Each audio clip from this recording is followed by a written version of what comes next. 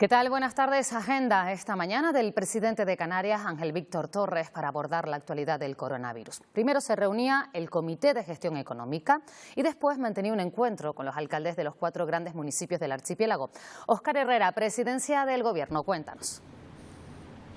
A esta hora continúa esa reunión del presidente Torres con los alcaldes de Las Palmas de Gran Canaria, Santa Cruz de Tenerife, La Laguna y Telde. Antes, los empresarios y los sindicatos han respaldado la hoja de ruta que esta misma mañana ha presentado el Gobierno para ese gran pacto de reconstrucción económica y social para Canarias. La idea es que esta semana haya una nueva reunión donde se debatirán nuevas propuestas y que a lo largo del mes de mayo ese documento entre en el Parlamento para su aprobación. De esta manera, los agentes económicos y sociales se alinean con el Ejecutivo con esa idea de que Canarias consensúe aquí un documento, una hoja de ruta para la reconstrucción económica y social que después se pueda defender ante el Gobierno central y la Unión Europea. En todo el país los contagios superan los 200.000, pero también más de 100.000 personas se han recuperado del virus, lo que sitúa a España entre los países con mayor índice de curados. Hace unos minutos, rueda de prensa de los ministros de Sanidad y de Interior que ha seguido nuestra compañera Silvia Mascareño. Silvia, ¿sabemos qué han dicho? Sí, en esa rueda de prensa el Gobierno ha hecho balance, ha analizado esos datos que nos deja hoy la pandemia, asegura que estamos en una fase de control y que en esta 7ª semana de confinamiento hay un doble objetivo. Por una parte, que crezca el número de curados y por otra parte, que el ritmo de contagios se mantenga en torno al 1%. El ministro de Sanidad, Salvador Illa, ha querido recalcar que según la OCDE, España es el 8º país que más pruebas diagnósticas realiza. Pero estábamos muy pendientes de la valoración del Ejecutivo de la jornada de ayer, jornada en la que por primera vez los niños pudieron salir a la calle. Según el Ejecutivo, el 99% de las familias tuvo un comportamiento ejemplar, aunque sí reconoce que hubo algunos abusos y reitera la importancia de no dar ni un solo paso atrás o habrá retrocesos en las medidas de alivio del confinamiento. Al 99% que lo está haciendo con agradecimiento y este 1% al que me tengo que también que dirigir como ministro de Sanidad para que lo hagan en un futuro por el bien de todos. No se deben de producir más abusos. Si el Gobierno permite una medida de alivio, tiene que respetarse. Si hablamos del conjunto de fuerzas y cuerpos del Estado, en el día de ayer se levantaron, quiero decir, policías autonómicas, policías locales, incluidas 17.517. propuestas de sanción y 157 detenciones. Segundo día en el que los niños y niñas han salido a la calle. Ayer, primer día, se produjeron algunos incumplimientos de las normas y por eso hoy se vigilarán más. El movimiento de menores en la capital tinerfeña ha sido discreto, al menos durante esta mañana. Hemos visto muy pocos niños después de 44 días confinados. Los más pequeños pueden salir a la calle, eso sí, extremando las precauciones y manteniendo la distancia de seguridad. Se recuerda que hay que seguir las normas, porque de haber conductas irresponsables se podrá sancionar con multas que pueden llegar desde los 600 hasta los 30.000 euros que establece la Ley de Seguridad Ciudadana. Sí, un ratito, sí. Sobre esta hora que nos viene bien y como hay menos gente, pues estamos disfrutando muy bien. Evidentemente a primera hora de la mañana he supuesto que había menos afluencia y por eso los he sacado. Ayer salí a primera hora y hoy también para intentar no coincidir con mucha gente y así lo llevamos bien. Y en cuanto a las cifras que nos deja este virus en el mundo, ya hay casi 3 millones de casos detectados. Vamos a ver en el siguiente gráfico. En total, exactamente 2.981.592 casos y 206.803 personas han fallecido por culpa del virus. En Estados Unidos, 965.933 casos, casi 1 millón, y 54.000, más de 54.000 fallecidos. China se mantiene en los 83.000, casi 84.000 casos y en otros puntos en Europa, en Alemania por ejemplo, hay casi 6.000 fallecidos, mientras fíjense en Francia son más de 22.000. En España 209.465 casos, 23.521 personas han fallecido y en Italia más de 26.000, mientras que en el Reino Unido siguen aumentando el número de casos y de fallecidos que llegan a las 20.795 defunciones. Miramos a nuestro país, en concreto esas comunidades donde registran el mayor número de casos son Madrid, seguida de Cataluña, Castilla-La Mancha, Castilla-León, País Vasco baja algo más, ya en Andalucía y en Valencia, todas por encima de los 10.000 casos, y Madrid con casi 60.000. En cuanto a Canarias, los últimos datos que manejamos este 27 de abril es que hay 2.178 casos detectados, 131 personas han fallecido y las altas se elevan a las 1.047. Y en cuanto a las incidencias, es decir, ese número de casos por cada 100.000 habitantes, vemos que las comunidades autónomas más afectadas, Madrid, Cataluña, Castilla y León, La Rioja, con 121 casos, más de 121 casos por cada 100.000 habitantes, mientras que Canarias está, por ejemplo, junto a Andalucía o Baleares, en una incidencia muy baja. Lo estamos viendo en este gráfico, donde oscilan entre el 0,7 y el 10 casos por cada 100.000 habitantes. Como les decimos, hoy es el segundo día que los niños pueden salir a la calle después de más de un mes metidos en casa. ¿Qué supone esto para ellos? ¿Cómo afrontan esta situación? Bueno, pues vamos a preguntárselo al psicólogo Osvaldo Martín. ¿Qué tal? Muy buenas tardes. Hola, buenas tardes. Lo decíamos, más de un mes en casa, por fin pueden salir, pero quizás no como ellos esperaban, no a jugar con los amigos en la calle, pero sí es un alivio. Sí, desde luego es un alivio. Ellos, los niños y las niñas, manejan la ansiedad de una forma muy distinta a como lo hacemos los adultos. Al principio se lo pueden haber tomado como si fueran unas vacaciones largas, algo parecido al periodo de Semana Santa, y con el paso del tiempo pues les habrá entrado muchas ganas de poder salir, de disfrutar del aire libre. Y es normal que ayer pues estuvieran realmente ansiosos y que despertaran a los padres seguramente y a las madres para poder salir lo antes posible. Hay niños que se han animado a salir, pero fíjense, hay otros que no lo han hecho, que tienen como miedo a salir a la calle. ¿Por qué ocurre eso y cómo los podemos animar para que salgan, aunque sea a coger un poco de aire? Bien, en realidad es una reacción propia del confinamiento que se puede dar en niños, en niñas y se puede dar en adultos perfectamente. De hecho, yo estoy tratando con adultos por videollamada, lógicamente, y por teléfono, en el que según ha ido avanzando el confinamiento y han llegado a acostumbrarse a estar en casa, de repente se les ha generado el temor a un posible contagio cuando no les queda más remedio que salir a la farmacia o salir al supermercado. En niños y niñas, cuanto más pequeños son, el temor puede ser mayor, porque hay que tener en cuenta que a estas edades no manejan lo concreto, no manejan lo abstracto, sino más bien lo concreto. Entonces, ellos cuando se les habla de un virus, tienen que pensar en algún monstruo, en algo que les dé terror, en algo que reconozcan, como pueda ser una figura, un fantasma, algo parecido. Entonces, si hemos estado hablando en casa del miedo al contagio, es normal que ahora lo teman porque les parecerá que realmente el virus es como un monstruo que está agazapado detrás de la puerta del ascensor y que les va a atacar, ¿no? Lo mejor será... Sí, Pilar, para ayudarles. Sí, lo mejor es que nosotros, los adultos, cambiemos el lenguaje y cambiemos la forma en la que estamos hablando del virus en presencia de ellos, ¿bien? Porque este tipo de ansiedad, este tipo de miedo se contagia. Entonces, si nosotros los días que ya se está rompiendo el confinamiento para facilitarles la salida a ellos, si en estos días nosotros podemos hablar con tranquilidad en casa, incluso con ellos y con ellas, responderle a todas las preguntas, incluso narrarle algún cuento adaptado a la edad, explicarle algún fenómeno de la naturaleza donde sea también que sea similar, ellos acabarán por entenderlo y vivirlo con tranquilidad. Lo que no se recomienda es obligarles a salir, ¿bien? Eso en ningún caso. Lo que se podría hacer también con los niños con cierta edad, niños ya de 8, 9, 10 años, que el miedo les pueda, pues pactar con ellos, con ellas, que la salida sea más corta. El hecho de hacerlo cerca de casa les va a dar bastante seguridad. Si los niños tienen cierto temor y les obligamos, entre comillas, a alejarnos 1 kilómetro, lo van a pasar peor. Pero si pactamos caminar cerca de casa, en la acera, dar la vuelta a la manzana, creo que eso sería válido para ellos y para ellas y acabarían por quitárseles el miedo. Aprovechando que estamos hablando con usted, que es psicólogo, esos niños ya de 10, 11, 12 años están vinculados a las nuevas tecnologías. ¿Debemos los padres y madres ser más permisivos ahora para que usen más el móvil, el iPad, para que hagan videollamadas con los amigos? ¿Eso les puede ayudar?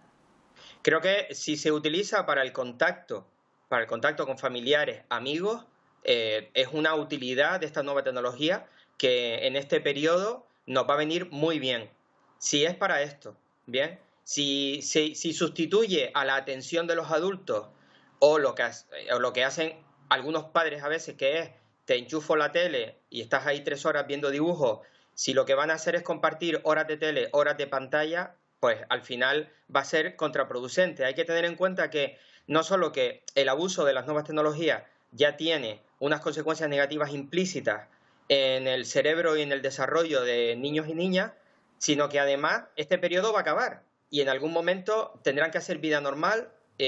Si hemos permitido, entre comillas, el desarrollo de una tolerancia de demasiadas horas de pantalla, después romper con eso, reducírselo y volver a hacer una vida normal de toda la mañana en el colegio, de una tarde un par de horas de tarea y ahora también colaborar con las tareas de casa. Luego va a ser mucho más complicado que vuelvan a engancharse a lo cotidiano. Señor Martín, muy brevemente, no nos queda mucho tiempo, pero sí me gustaría saber si a nuestros pequeños esta situación les puede generar en un futuro algún tipo de secuela. ¿Puede tener secuelas en un futuro? Sí, se puede dar. Va a depender de cómo lo han vivido hasta ahora. Si han estado viviéndolo con tranquilidad, si los adultos de referencia hemos estado tranquilos, ellos se contagian de eso automáticamente y viven esa tranquilidad.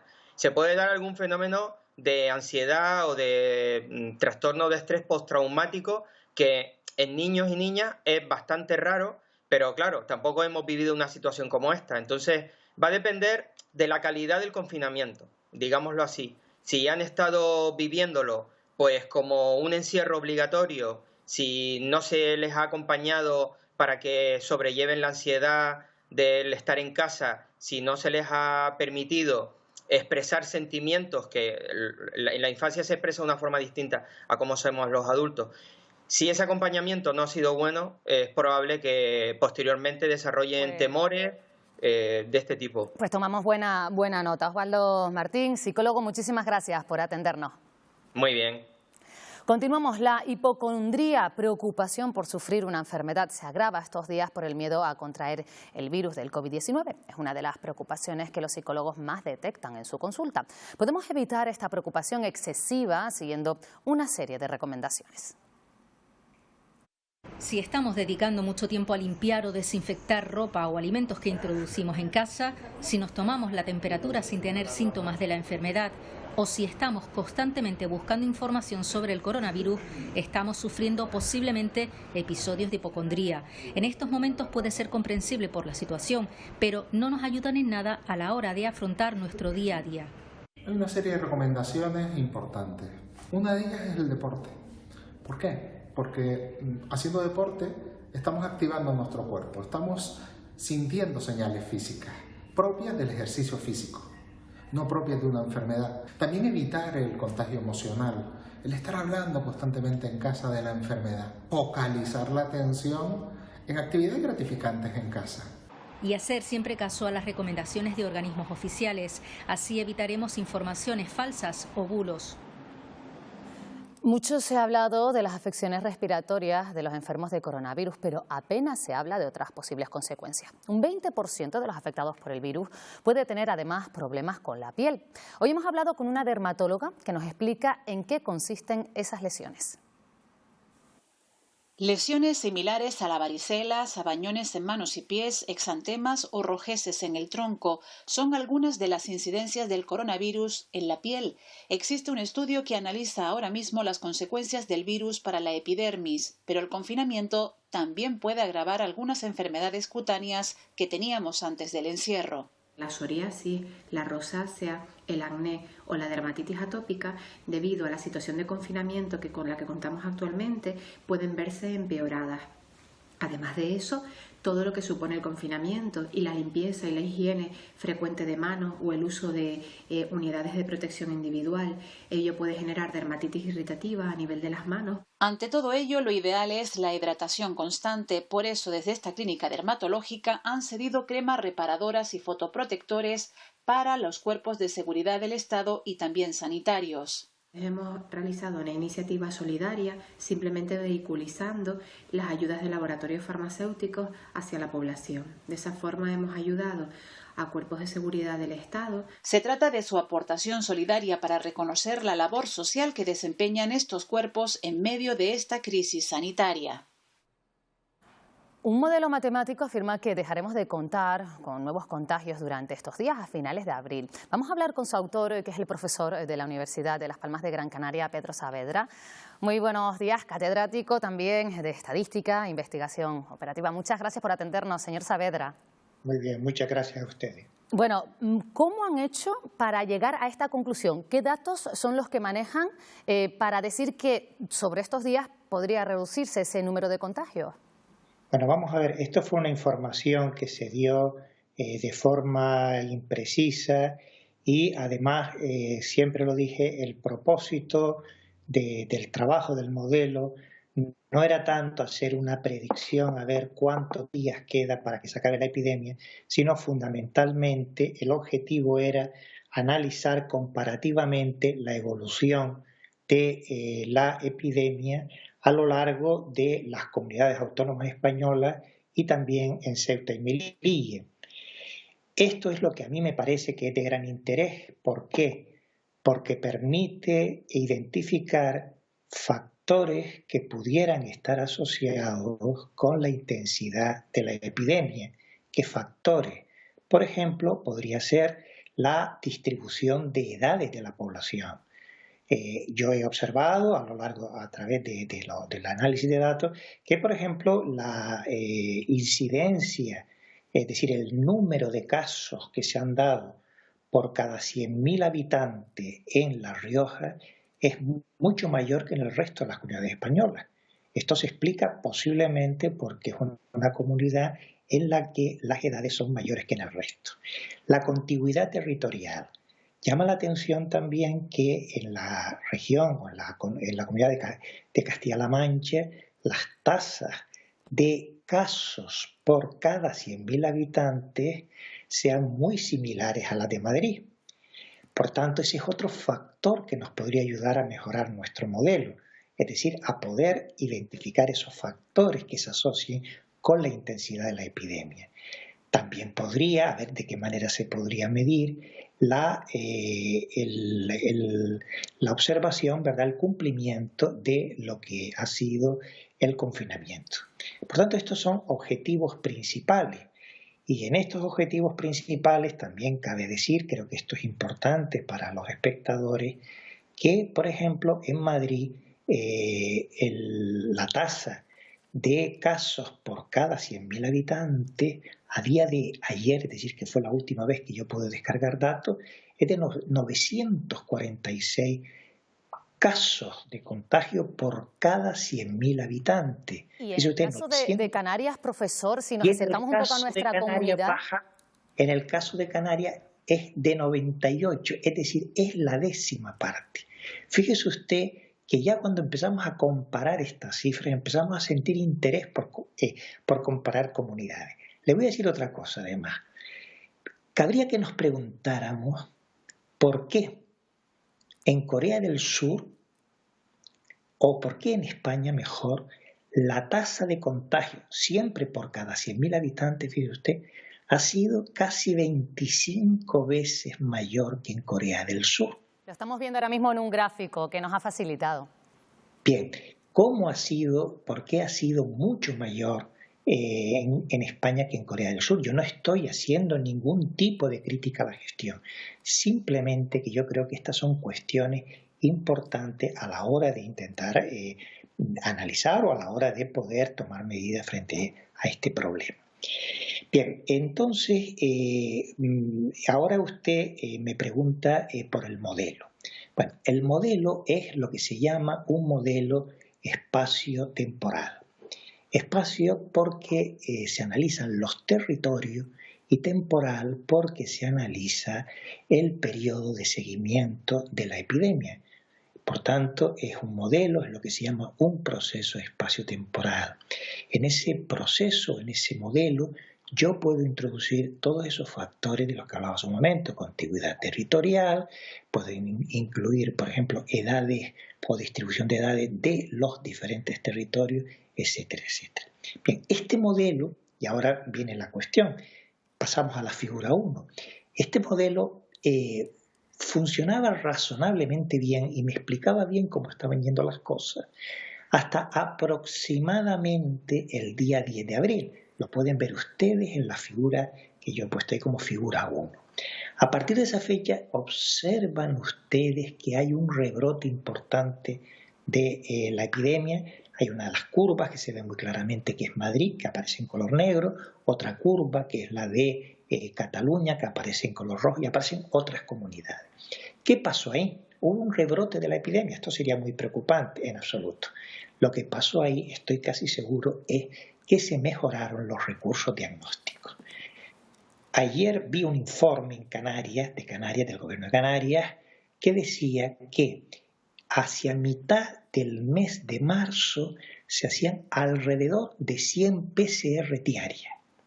Un mes más tarde se han llegado a ser hasta 3.000 diarias. Con lo cual, claro, se pueden detectar muchos más casos. Profesor, discúlpeme porque es que nos quedamos ya sin tiempo.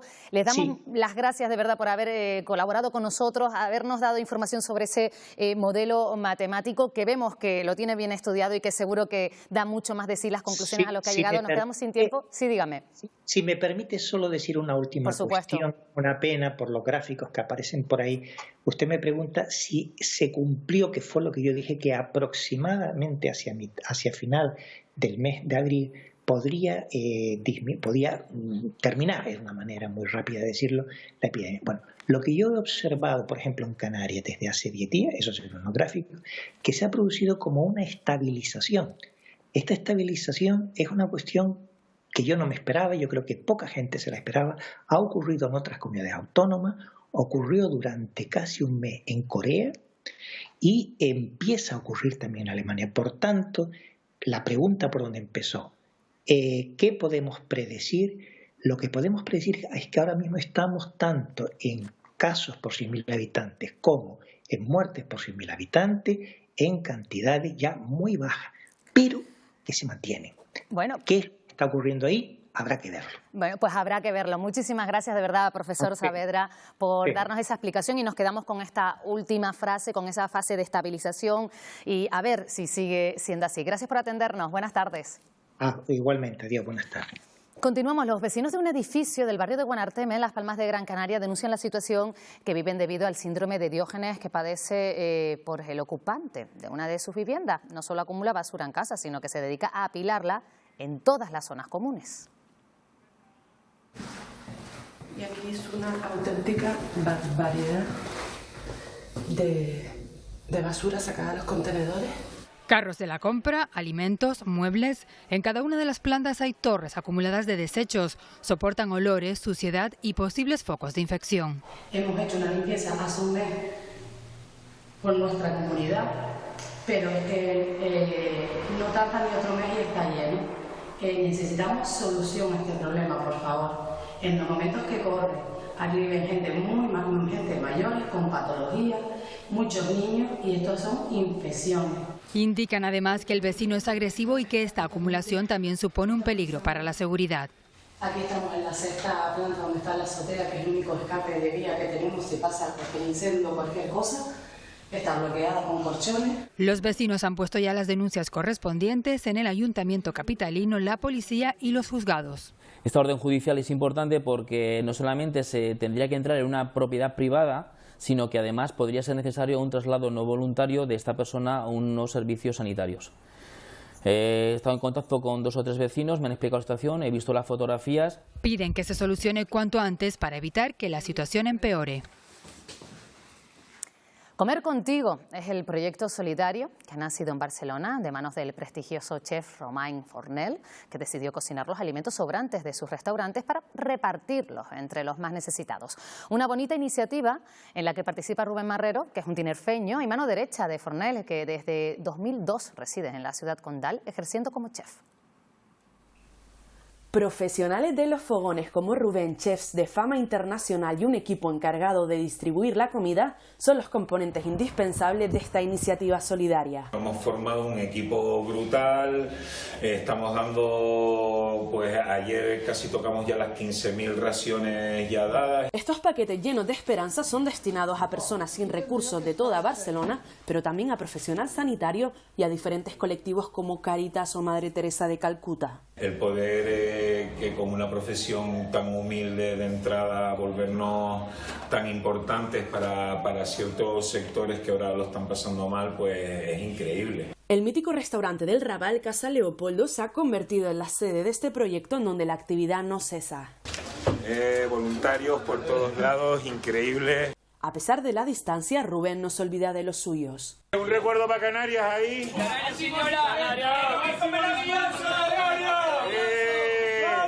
Ya lo ven, solidaridad, trabajo en equipo y muchas ganas e ilusión son los ingredientes para crear las mejores comidas. Y en el archipiélago continúan las muestras de solidaridad de empresas con sede en Canarias que quieren aportar su granito de arena para ayudar a los más necesitados en estos tiempos de alerta sanitaria. La empresa City ha entregado esta mañana una treintena de palets de material higiénico a Cruz Roja, que cargó 4 vehículos con la ayuda de efectivos del mando aéreo de Canarias del Ejército. Será entregado a las personas que forman parte del programa Responde y que no pueden hacer frente a estos gastos, bien porque han perdido su trabajo con la crisis del coronavirus o porque forman parte de los colectivos más vulnerables.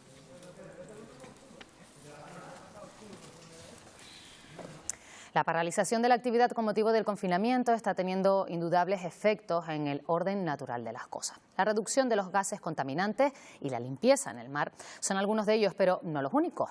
Los expertos han detectado una notable reducción de lo que se denomina como ruido sísmico. Vemos qué es y qué consecuencias tiene.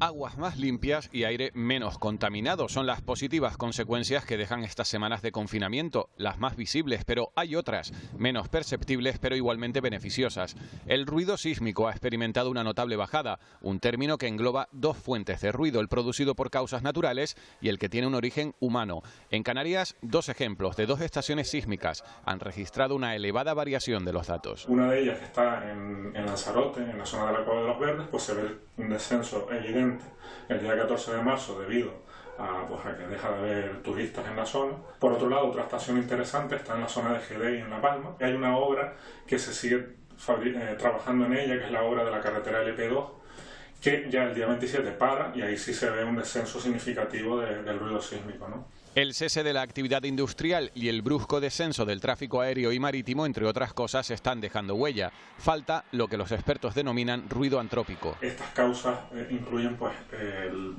movimiento de los coches, ¿no? El rodaje de los coches por las carreteras, los generadores, motores, aerogeneradores, y luego pues las obras que se producen pues en las carreteras muchas veces o en edificios, etcétera, ¿no? La Tierra se mueve menos, lo que permite, entre otras cosas, una mayor precisión a la hora de monitorear la actividad volcánica y otros fenómenos sísmicos. Las cámaras de televisión canaria se han metido en un hospital COVID. A las 10 de esta noche, en un reportaje especial de Isaac Tacoronte y Armando Duque, conoceremos cómo funciona, cuál es el procedimiento en el Hospital Universitario Nuestra Señora de Candelaria. Saludamos a su directora gerente, Natacha Sujanani. ¿Qué tal? Muy buenas tardes. Hola, buenas tardes. Bueno, se han tenido que adaptar y hacer un hospital COVID. Esta noche lo vamos a poder ver aquí en Televisión Canaria. No sé si durante este tiempo se han visto en algún momento desbordados. ¿Cómo ha sido la actuación? Bueno, pues la actuación ha tenido que ser muy rápida, tal y como la situación iba requiriendo. La verdad es que hemos tenido una capacidad de respuesta muy rápida, dada la situación que nos venía encima, y hemos ido abriendo plantas según los requerimientos, abriendo, cerrando, adaptando espacios, instalándolos, y bueno, hasta este punto en el que estamos ahora, en el que vamos recogiendo velas y volviendo a una situación más normalizada. Durante este tiempo hemos estado mirando al material sanitario. Podemos decir que actualmente, por si hay un segundo brote, tenemos tanto el material para proteger a los sanitarios como para atender a los pacientes suficiente. Ahora mismo tenemos material suficiente para atender a los pacientes y para proteger a los trabajadores. Y hay que decir que el material para aquellos trabajadores que estuvieron en primera línea y trabajando contra el COVID nunca hizo falta, así que de stock andábamos justos y uno siempre quiere tener en sus previsiones pues un stock lleno para lo que veíamos que iba pasando, ¿no? Pero por suerte, por fortuna, y nunca tuvimos que estar en la situación en la que han estado en otras comunidades, como por ejemplo la Comunidad de Madrid, de tener que usar material artesanal o bolsas de basura para entrar en una habitación para ver un paciente COVID, ¿no? No estuvimos en esa situación, pero sí que lo hemos pasado mal, evidentemente. Por cierto, que Sanidad retiró una partida de mascarillas por estar defectuosas. No sé cómo lo vivieron ustedes ahí en el hospital, si ya se ha solucionado, ¿qué protocolo se ha seguido? Bueno, pues se ha seguido el protocolo, por supuesto, desde que recibimos la noticia, que además la primera noticia llega un poco por medios de comunicación, retirar inmediatamente no solo las del lote que después averiguamos que hacía referencia específica a ese material que podía ser defectuoso, sino toda la partida, es decir, retiramos toda la partida y ese mismo día programamos agenda para el día siguiente para todos los profesionales, empezar a programar para hacerles cribado a todos los profesionales, un cribado que ya a día 26 pues está prácticamente más del 80% de la plantilla de este hospital cribada. Y en ese sentido, bueno, pues también obligarnos a una rápida reacción. Estamos viendo imágenes de ese reportaje que recordamos van a poder ver esta noche en Televisión Canaria a partir de las 10. Vamos a conocer cómo es ese procedimiento, vamos a meternos en un hospital COVID en el que me imagino, señora Suhanani, hay momentos en los que las cosas no van bien y usted precisamente también es médico. ¿Cómo se comunica cuando las cosas no van bien? Me refiero cuando hay fallecimientos a los familiares y cómo son esas horas en las que pues esas personas están solas cuando llegan sus últimos momentos. ¿Cómo lo viven los sanitarios también, que hemos visto pues muchos gestos humanos hacia ellos? Es muy duro. Yo creo que es lo peor que hemos llevado todos, el saber que los pacientes que están ahí y que están en sus últimos momentos no pueden despedirse de su familia y su familia no puede despedirse de ellos. Esas llamadas telefónicas o esas citas para comunicarle a los familiares, ¿no? Que no van a poder entrar a despedirse de su padre, su madre, de su hermano, al que hace una semana o al que hace un mes estaban abrazando y dándole besos. Yo creo que eso ha sido lo más duro para todos nosotros. El no poder entrar con la frecuencia que uno quiere a ver al paciente, cogerle la mano, sentarse en su cama, que es una cosa que se hace y que es muy habitual, ¿no? Yo creo que esa parte es la que más dura ha sido para todos nosotros. Y por otro lado, vamos a coger quizás el lado bueno, cuando reciben esas altas hospitalarias, lo hemos visto hasta en muchos vídeos, como los sanitarios también animan y apoyan a esas personas que salen del hospital y que esperan que no vuelvan a entrar, ¿no? Por supuesto, que no vuelvan a entrar y su salida y su alta es un orgullo y es un triunfo para todos. Primero del paciente, después de los profesionales que han estado al cargo y de todo el sistema, ¿no? Yo creo que es un aplauso hacia el alta, un aplauso hacia nosotros y es un momento de conexión importante y de decir esto lo paramos unidos y estamos todos dando el 200% para que este momento se siga produciendo. Pues muchísimas gracias, mucho ánimo a usted, a todo el hospital, a todos los sanitarios que nos están viendo también a través de Televisión Canaria. Gracias, directora gerente Natacha Suhanani del Hospital Universitario Nuestra Señora de Candelaria. Gracias por atendernos. Muchísimas gracias a ustedes. Y todos ustedes ya saben, quedan emplazados a ese reportaje esta noche aquí en Televisión Canaria para conocer de cerca cómo es un hospital COVID, un reportaje elaborado por nuestro compañero Isaac Tacoronte y el cámara Armando Duque. Nosotros vamos a hacer una pequeña pausa y enseguida volvemos con toda la información. Les esperamos.